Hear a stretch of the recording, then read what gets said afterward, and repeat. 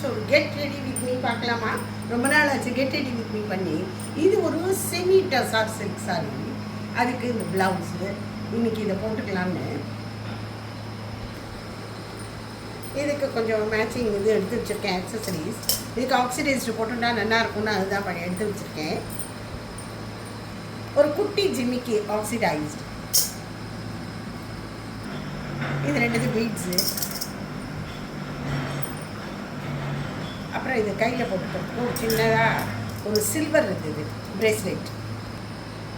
என்னோட normal simple இது, அவ்வளோதான். இதுதான் என்னோட மேக்கப்னா இதுதான்.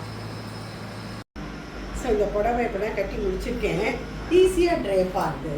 இந்த செமி ட்ரெஸ்ஸாக இது வந்து நான் திருப்பசந்திரனில் விஜயஸ்ரீன்னு ஒரு கடை, அங்கே தான் நான் ரெகுலராக போவேன். இதனால் நான் அதோட பேர் சொல்லலை, இப்போ சொல்லிட்டேன் உங்கள்கிட்ட.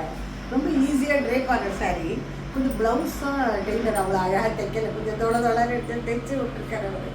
அதனால இந்த புடவை எப்படி இருக்குன்னு சொல்லிட்டு இது வந்து தலைப்பு பாருங்க, நல்ல இதாக இருக்குது, நல்ல டிசைன் இருக்குது. நான் எப்போவுமே கிளிப்பு போட்டுட்டு இப்படி தான் எனக்கு பின் பண்ணி பழக்கம்.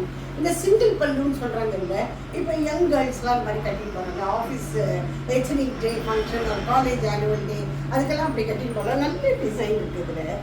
நானும் ட்ரை பண்ணுறேன். சிங்கிள் பல்லு எனக்கு அந்த மாதிரி கட்டி பழக்கம் இல்லை, உங்களுக்கு காமிக்கிறதுக்காக அந்த மாதிரி பண்ணி பார்க்குறேன்.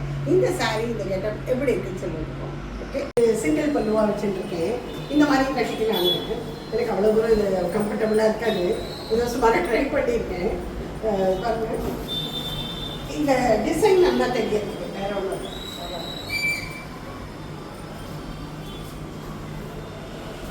செட்டி இருக்கேன். இப்போது ஹோட்டல் ரூமில் தங்கியிருக்கேன். அதனால தான் நாய்ஸ் ரொம்ப இருக்குது உங்களுக்கு. இந்த ஒரு 2 டேஸ்க்காக வந்தேன். சண்டே பேக், சண்டே அன்றைக்கி பெங்களூர் திரும்பிடுவேன். இது ஒரு ஹோட்டல் ரூமோட பால்கனிலேருந்து நான் எடுத்துருக்கேன்.